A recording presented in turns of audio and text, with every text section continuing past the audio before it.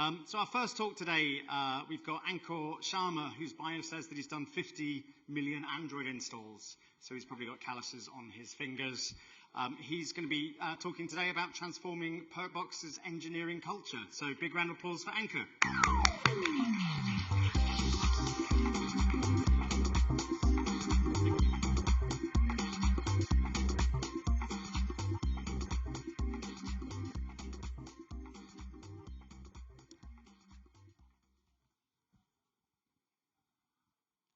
I can see some people streaming in, so I'll let them come in. Let's do some icebreakers in the meantime. How's the lunch? Would you like to rate it from 1 to 10? How many of you are jacked up on caffeine? Okay, so that'll make my life easy because I think this was the toughest slot in my mind because, I felt when I had to present today, I felt I had two jobs. I had to keep all of you from not sleeping, and I had to talk about this whole thing, which is really fancy title. But what the hell does that even mean, right? It's essentially my story in a company called Perkbox, last 3 years where I still work. A very controversial title I have at Perkbox. I'll talk more about it. Both product and technology people hate me. What I want to do is I want to kind of present an unfiltered story as much as I can without being politically incorrect. What I want to do is, by the end of this story, I want you to feel that, hey, you know what, this might have happened to me as well, or this had already happened to me, except I just couldn't get onto the stage and couldn't talk about it because of whatever reason, because you might have felt, okay, what would these companies guys would have thought. I'll also talk about why Perkbox let me do that. It is not a humble brag. It is not about me. It is about Perkbox. Perkbox as a team. It is not about me. It is about we as a team. And I'm going to be about controversial in a few things. Perhaps in a lot of things, so feel free to challenge me, raise your hand, say, hey, you know what the hell are you talking? That's not how it happens in the real life. And I will I'll tell you, this is how it happened. You may not believe me. So, transforming Perkbox engineering culture. But before that, who am I? Ankur, but what I have been doing, I am a Chief Product and Technology Officer at Perkbox. If I go and meet product people, they say, you don't know enough technology. If I go and meet technology people, they say, you don't know enough product. I started off as a software engineer in ages ago. Fell in love with writing code when I was in my secondary school, long time back, way back in India, and started off as an engineer, and then moved back laterally into a company called Velocity, and into product, because I soon realized that yes, I know how to write a code, but perhaps I'm not even half as good a software engineer as my peers are. And then so I did what every mediocre software developer does. Right? I became a product manager. Right? I've been building teams for the last 16 years. I seem to believe that they're high-performing teams. Teams might disagree. I've worked with startups, scale-ups, enterprise in different parts of the world, in India, Asia Pacific, US, and now in London. I've worked in really small, mom and pop shops who have gone online, and I have worked in really large companies like ESPN. But this whole, journey which I'm going to talk to you about started this whole, my way of looking at the culture started thousands of miles away. 4,238 miles to be precise. It started from a small town called Hapur in India. It's a really, really small town, right, where people do not really aspire to become software developer. People do not even forget about becoming a CTO or a CPO. They do not even aspire to write code. They, more often than not, they aspire to follow their parents, their father, to follow their father's footstep into a business, into a traditional, conventional business. There's nothing wrong in it. Most of my friends do that today. But I didn't have a choice. My father didn't have a business, so I was always looking their lifestyle, their culture from outside in. And perhaps that's where it all started. I moved around a lot, even in India, outside India, and I was always a nomad. I was always looking things outside in, always looking with an inversion. And when I came here, right, in London now, I always look at different cultures in a very different perspective. Now, what has that to do with Perkbox? Who is Perkbox? You know, Perkbox, if I have to tell you in a conventional sense, I will say, hey, you know what, it's a rewards and benefits company, it's a SaaS platform, blah, blah, blah, blah, blah, blah. How many Venn diagrams you have seen until now? This is one of them, but the real beauty of Perkbox lies in its mission statement. The mission statement of Perkbox is that we enable organization to align their people with a purpose. In a nutshell, we are what we sell. We cannot run away from the cultural aspect. We cannot hide our head in the sand. If we would have been perhaps selling widgets, we would have said, hey, you know what, culture comes secondary, you can get bad at it. We sell rewards, we sell recognition. We cannot really go wrong when it comes to going culture. Because when we sell rewards, our customers come to us and say, hey, you know what, great, you're selling rewards. But our problem is not that we do not want to do rewards. The problem is we do not even know how to do rewards. Can you teach us? So our problem becomes multifold. Even before we can sell rewards, we have to teach our customers how to do rewards. And we can only tell them how to do rewards before we know how to do it. So it starts from the culture. We have to build a culture. We do 100K plus worth of rewards every year within our company before we can go out and tell our customers that, hey, this is how you build a reward strategy and so on and so forth. But this is a story which starts from when I joined Perkbox. Perkbox has always been really strong at this whole cultural aspect. But I joined them, in the month of October 2020, right in the middle of pandemic, and really interesting days. This story starts in the middle of pandemic, and the month was October, and people were not celebrating Halloween, right? They were sitting at home. There was no trick and treat happening. What was essentially happening was that Perkbox was getting decimated, right? We had a massive portfolio in the hospitality, in travel, and these customers were leaving us in drove, and we didn't have a real answer to it, right? And I was supposed to join on 1st of October 2020, and a day before I joined, believe it or not, this was the headline of the newspaper. I was looking at it yesterday, and I was wondering whether the PM meant Prime Minister or product managers at Perkbox, or Perkbox managers.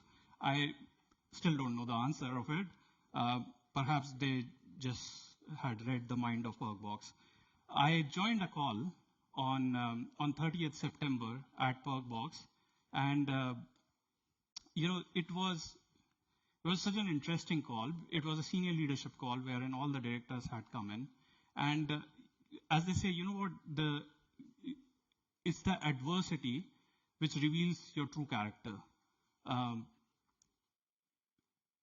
Perkbox was getting beaten up by the externalities, we were really busy pinning the blame on each other, right? And I had already decided to get onto this path, so I'm already saying it was we.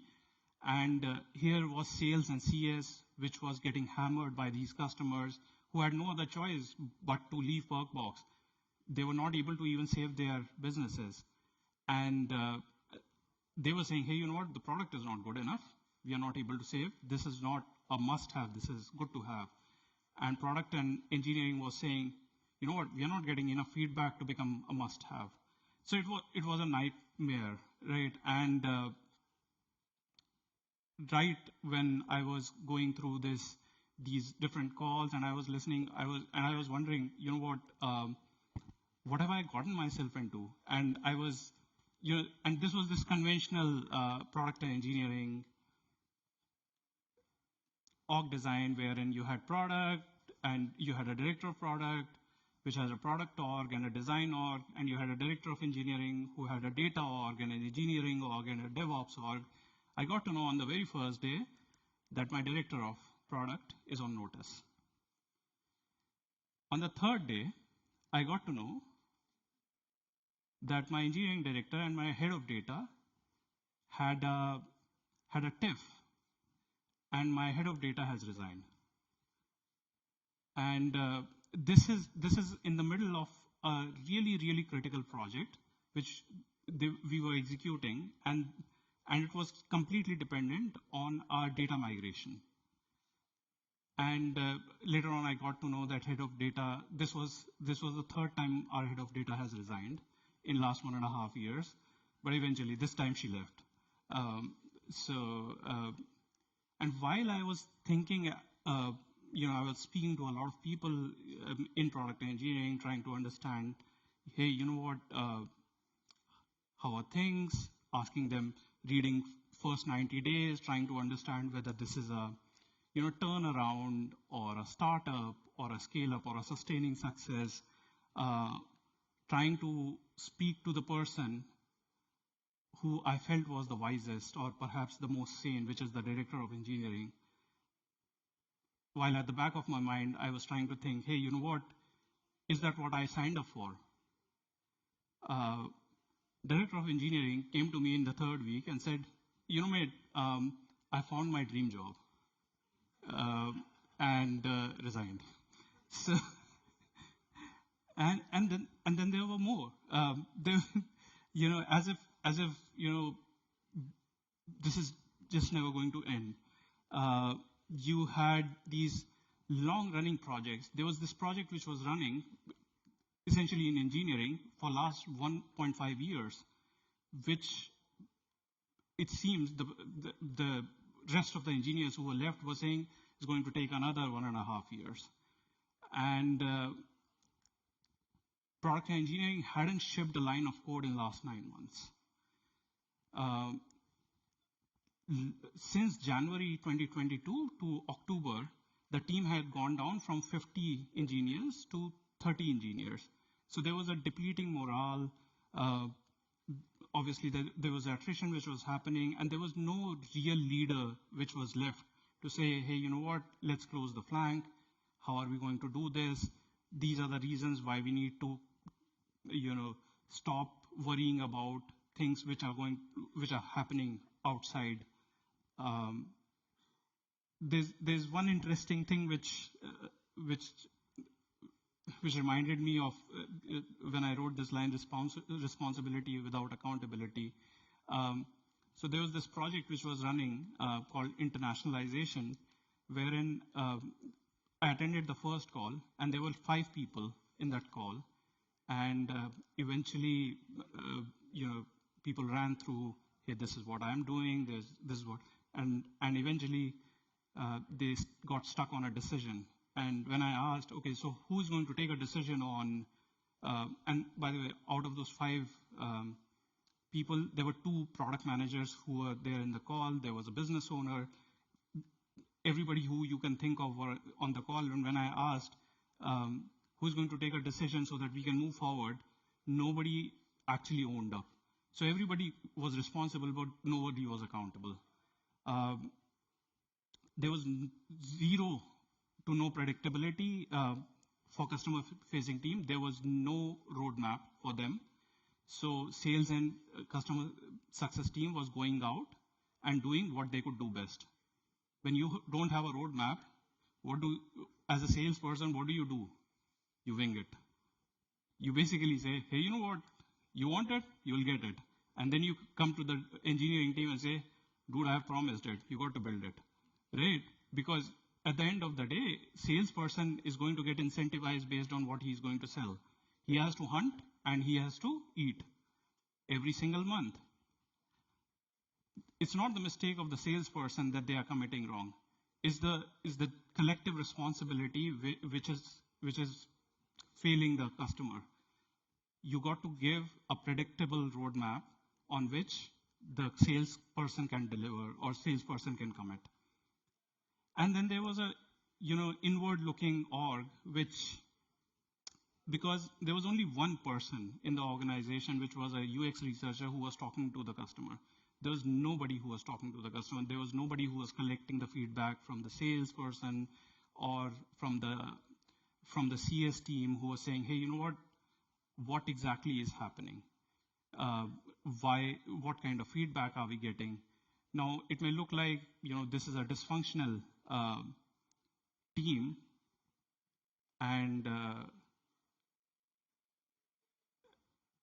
this is game over, right? From here on. And I just kept thinking, what did I do? What should I have done? What did I do? So I'll just throw open this question for the audience. If you were at my place, what would you have done? How many over here would have said, you know what, this company is dysfunctional. I no longer want to invest my energy on this. I should perhaps call my recruiter. Okay, cool. How many of you think that, you know what, this company can still be salvaged?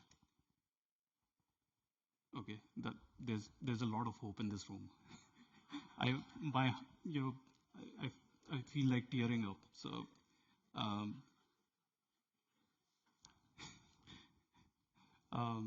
okay. Any other suggestion? Feel free to speak up. Right. It's a small, cozy room, and people would be able to hear you out.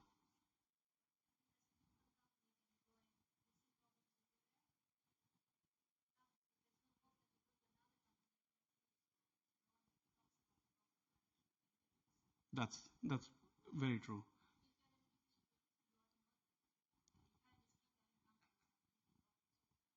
That's precisely it. Yeah. Yeah. So, just so that if you didn't hear her, she said, if you, no matter which company you would go to, you would get to see problems everywhere. You can't just keep jumping ship, right? So what did I do? I basically looked at the newspaper next day, and this was essentially what the headline was. I'll be honest, I freaked out. I called my mentor and I said, what the hell? Where did I come? I wasn't as level-headed as her. I was like, dude, I made a mistake, right? I didn't jump ship, but I was like, there has to be a better way to do things. And I took a step back. I was going through my prior emails while building this slide, and I still realized I took a couple of days off at the end of the first month, which was 30th October. And then I came back and, I kept doing the same thing. I started building, and in the process of building, what I did was I came up with an action plan, except a couple of things changed. I realized that my first job is not to keep acting the same way I was acting, but instead go into the war mode. With the team with the team, what I have to do is I need to get them into a zone where they need to understand that, hey, you know what?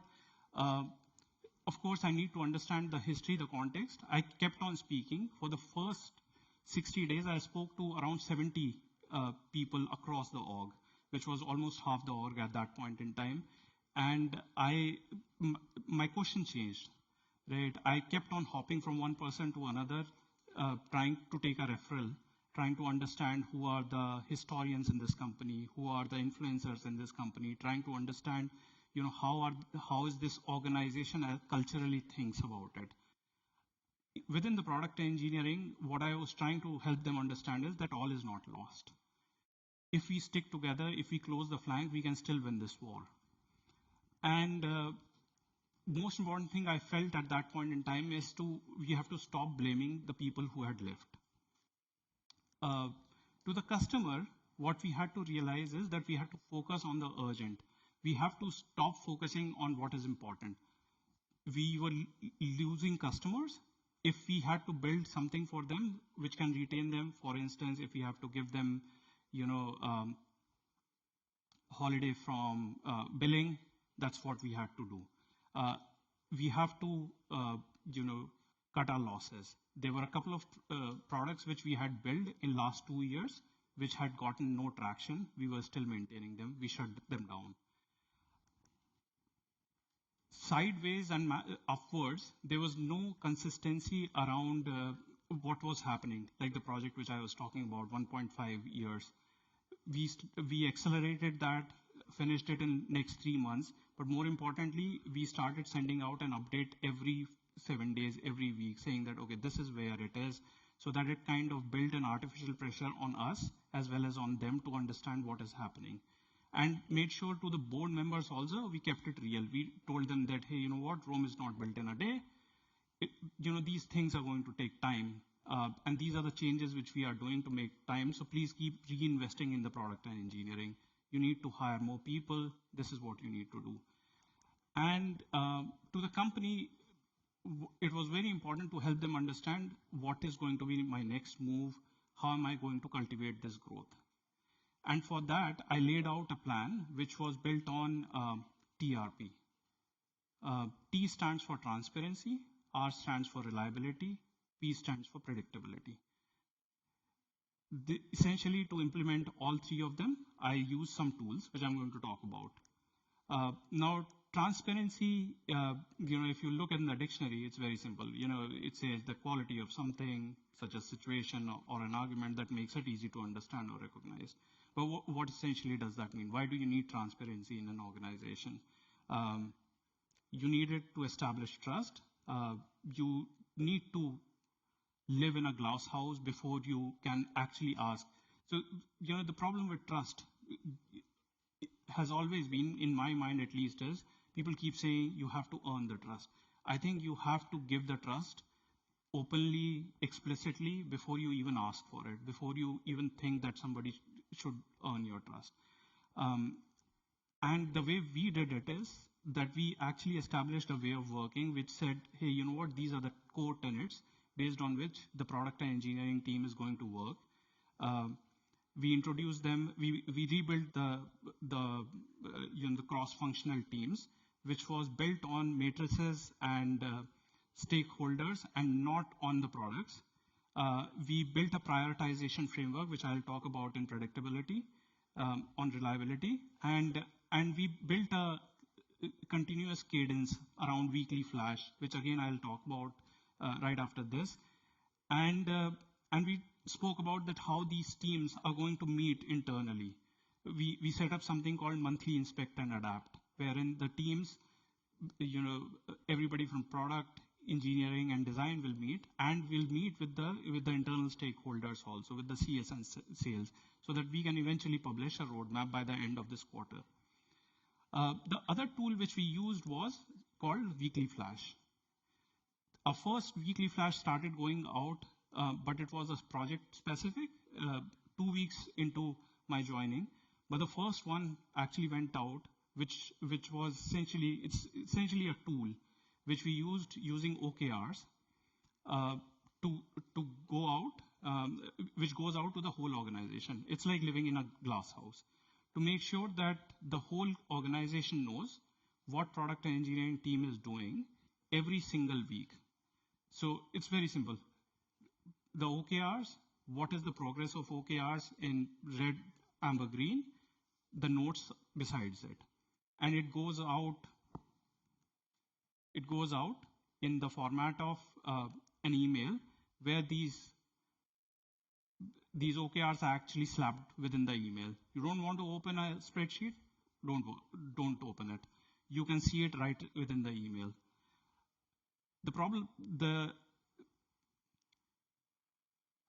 Now it's not really a fancy tool if you think about it, right? The thing with the weekly flash is, the beauty of the weekly flash is not the weekly flash, but the consistency of it. Since 18th November 2020, we haven't missed a week. It has not gone. Every single week it goes out, and we make sure that no matter if I am on leave, my director of product sends out. My director of product is on leave, somebody in his team sends out. If the whole team is on leave, it goes out. Every single week it goes out, and everybody knows what we are doing every single week.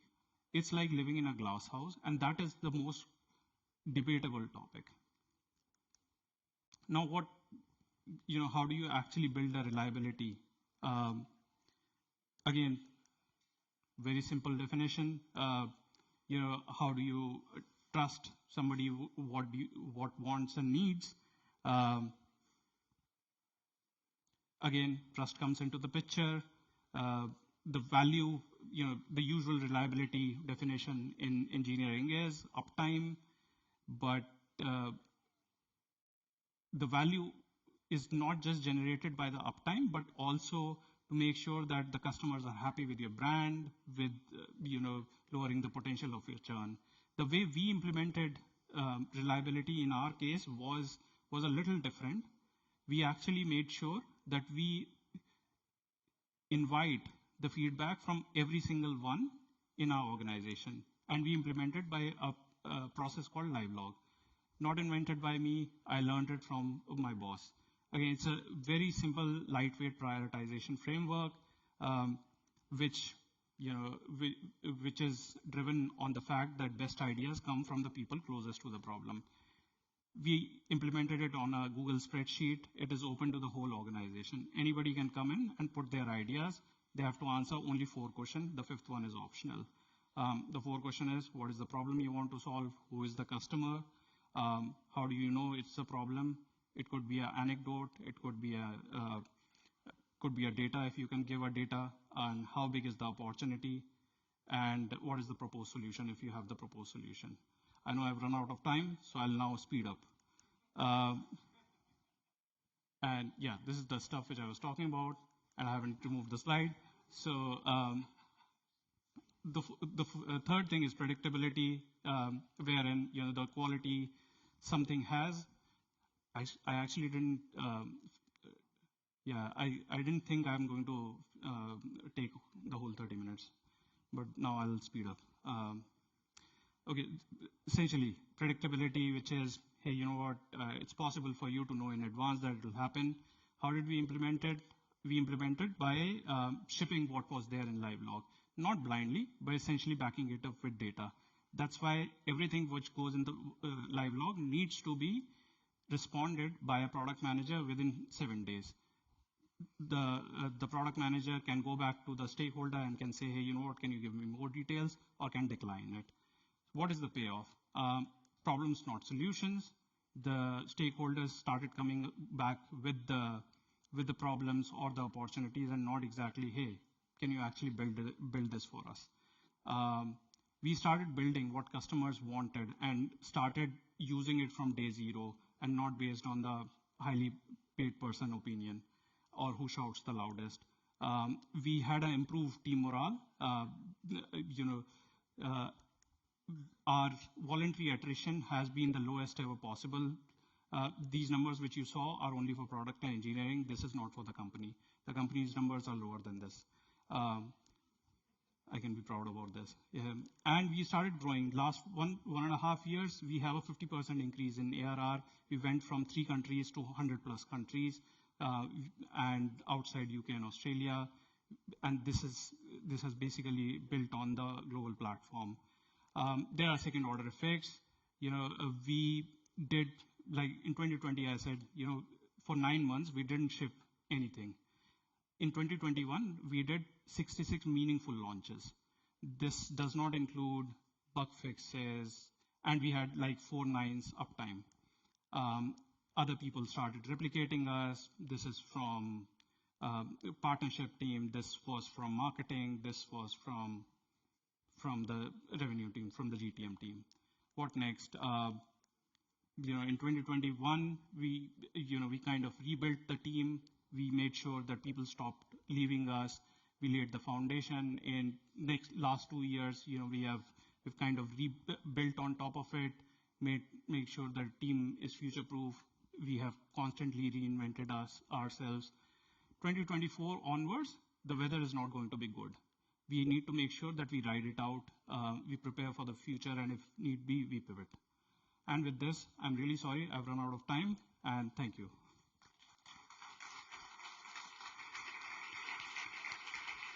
Thank you.